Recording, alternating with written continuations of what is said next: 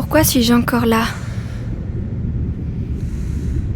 Cette douleur dans mon esprit qui me rappelle constamment que je ne vaux rien si je ne réalise pas tout. Être la meilleure étudiante, la meilleure des filles, la meilleure des sœurs, des amis. Qui suis-je si je n'ai pas le contrôle? Pourquoi y a-t-il tant de pensées dans ma tête qui ne veulent pas partir? Est-ce de ma faute? Je ne peux même pas m'arrêter de respirer. Oh, t'es qu'une ordure. Tu ne vaux vraiment rien. Gwen, mais qu'est-ce qui t'arrive? Est-ce que ça va? Tu as fait le bruit dans ton plat? Je me déteste. Je déteste mon corps. Je le déteste, je le déteste, je le déteste. Ne fais pas ça. Allez, parle-moi.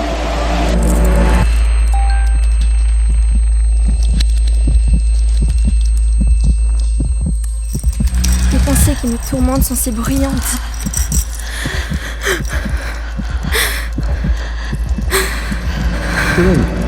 Gwen, combien de fois as-tu essayé de te faire du mal avant cela?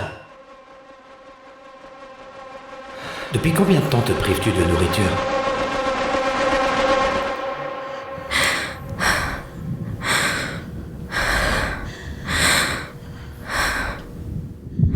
Je ne peux pas le faire toute seule. Est-ce que je fais quelque chose de mal?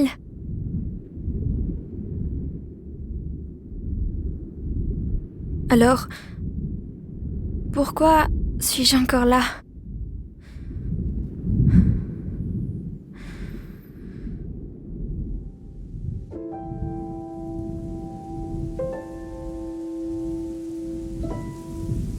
Je sais que tu es réel, mais es-tu vraiment?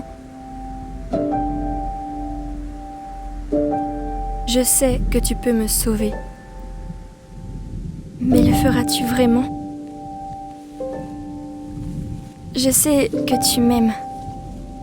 Mais m'aimes-tu vraiment? Où es-tu dans tout ça?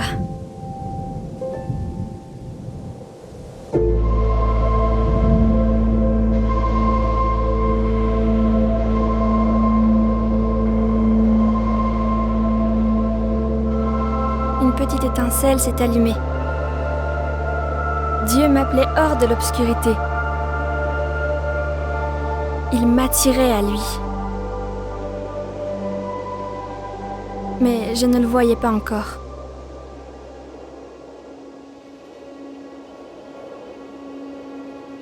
Il était toujours là.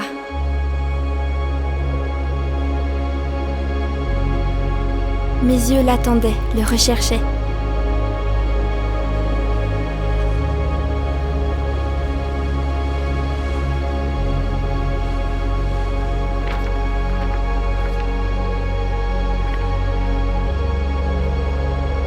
Même dans ces longs moments d'obscurité, dans l'attente, la colère et le doute, Dieu ne m'a jamais abandonnée. Même quand je me sentais au plus seule, il était juste là, près de moi.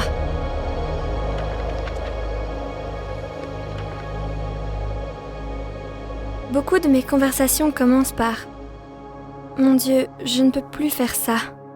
Mais petit à petit, j'ai commencé à lui parler de ma journée, de mes soucis, de la peur que je ressentais et de toutes les pensées suicidaires qui occupaient mon esprit. Les jours où je ne trouvais pas les mots, je priais simplement dans l'esprit. Et je sentais que Dieu me disait qu'il était déjà si fier de moi et que je n'avais pas à me battre seule car il était là, à mes côtés. Je suis toujours sur le chemin de la guérison. Mais quelquefois, malgré ce sentiment d'être sans valeur et brisé, Dieu se sert encore de moi pour être une lumière pour les autres qui traversent des épreuves similaires. Donnez toute la gloire à Jésus. À travers mon témoignage, je peux aider ceux qui souffrent. Dieu a aussi commencé à opérer sa guérison à travers des gens qui l'aiment et qui m'aiment aussi. Des gens qui m'apportent beaucoup et qui me font voir combien je suis aimée et précieuse.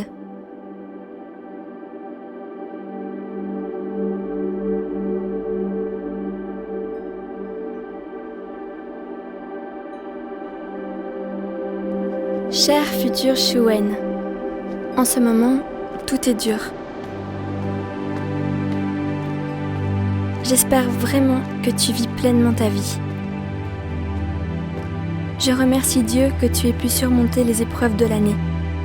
Et je prie pour que tu deviennes plus forte.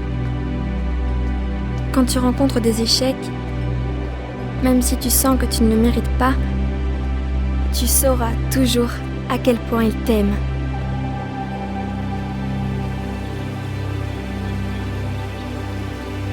Je prie qu'il te donne la force de vivre une belle vie et la grâce de te voir à travers ses yeux.